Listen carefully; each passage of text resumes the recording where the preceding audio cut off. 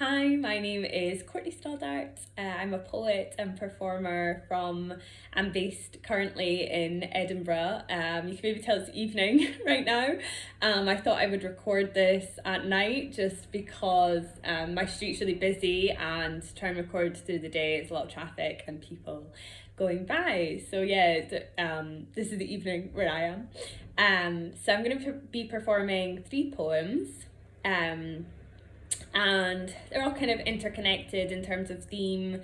And yeah, so I'll just get started. So the first one is called A Letter to a Prophet. And I've actually not really performed this one very much, but it was a collaboration between me and the theatre company Stellar Quines. I don't know if anyone's heard of them, but they do some really, really great work in theatre in Scotland. And so, yeah, this is A Letter to a Prophet, and it's in fact a letter to Lauryn Hill, who is just, if you're familiar with her work, I'm sure you know how magnificent she is as an artist, as a public figure, as a prophet, as I would like to say. So, yeah, this is A Letter to a Prophet. How did you stand with knees not shaking? The strength not to tremble when ground around is quaking.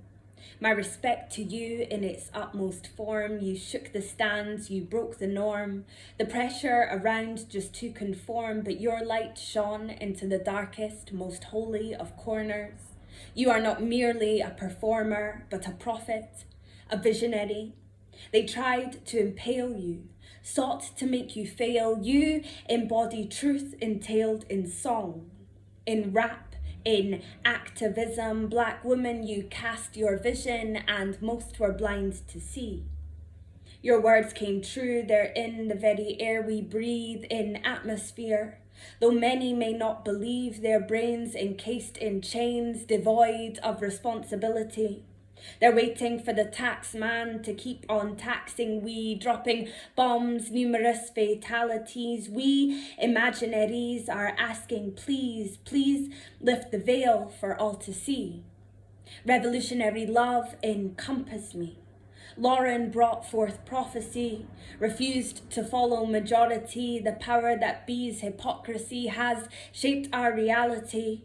They fought against our families and slaughtered rationality. I struggle to face reality within this new normality. The government's audacity run riot with artillery, war, and the state is military. They try to take away our liberty. Your word prophesies the mysteries, the lies imbibed in history. They will not live on in me. You harbored the foresight to see that sacrifice is not for your own reap, but for the harvest of your progeny. Blessings sprinkled in seed, knowing you will never taste the fruit.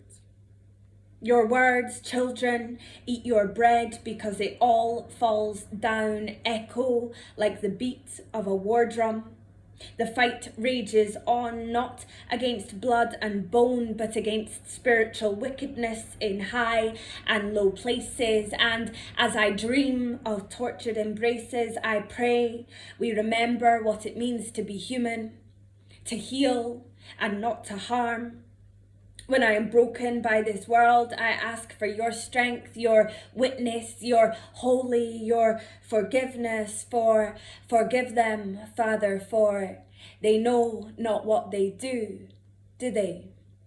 They know not what they do. Thank you for listening. And if you are familiar with Lauryn Hill's work, you will know all the little references there to her beautiful, amazing, powerful songs. So the next poem I'm going to do is called This is Scotland. It's a fairly new poem. I think I first sort of aired it maybe last year or earlier this year with the Edinburgh Book Festival. It was released as part of a festival to do with that. So yeah, this is Scotland. You force Scotland down my throat and I no longer want to taste it.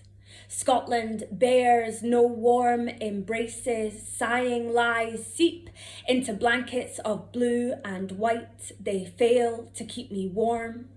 Did they ever keep me warm? Bone broth is not a remedy when crowds of midges swarm, and in your grey and overcast your fag butts on the street. Sun and rain, it overlaps, and in some sense you seem complete, but when you say this is Scotland, the words just don't sound clean.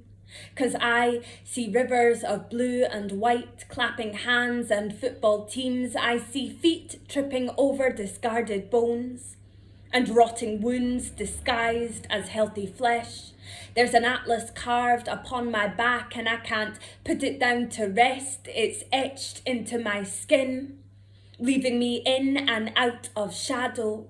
The wretched spills in pen and ink what is sanctum, what is hallowed, when it sits inside the vestiges of empire.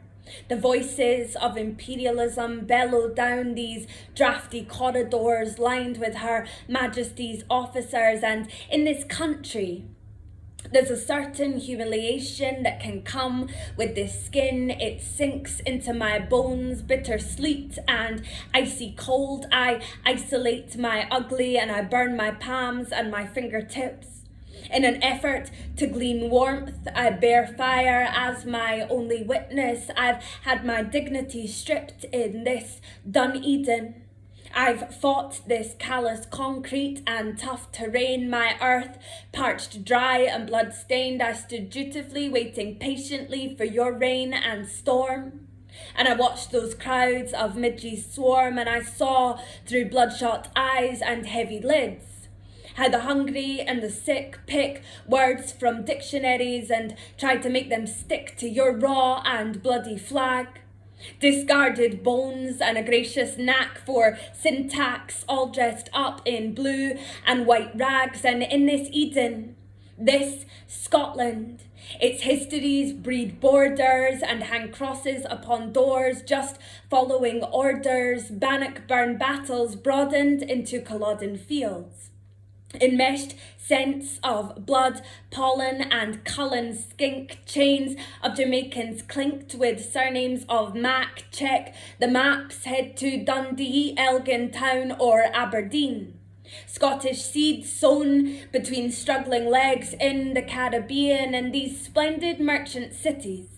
New towns embellished with sugar and gold, claims to have recognised malfeasance of old, yet still your universities are committing war crimes. As bairns are singing old nursery rhymes, your secrets secrete and creak in musty close, too close for comfort, claustrophobic. Too close to the coward slave, and what a man, Burns tales are told across this land, while Melville monuments cast shadows on lies of emancipation. They say it's just a thing of the past and it doesn't need an explanation, but this is Scotland and this is now. Scottish government supporting wars abroad, impoverished people on its own shores, Scotland impaled on its own sword. Scotland was then.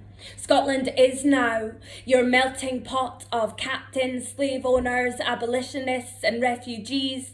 Priests intertwined on ley lines, some with rebellion in the loins, some seeking oppression of the mind, and there are those who hold the keys to your chains and minds are blood congealed. They conceal revolutions of the working class, how crass they catch our histories in nets. There's an atlas carved upon my back and I can't put it down to rest, not yet, lest we forget. I see history repeating itself. Cycles of idols and icons burning, we yearning, quenching the thirst for freedom, taking turns sewing the tapestries of subversion, singing songs of sedition. And though revolution is a bloody, bloody dream for me, I am fortunate enough that I still sleep every night. So thank you for listening to that. So my final poem is called Black History. And it was commissioned as part of Young Scot and Intercultural Youth Scotland. I think it was last year for Black History Month. So this is Black History.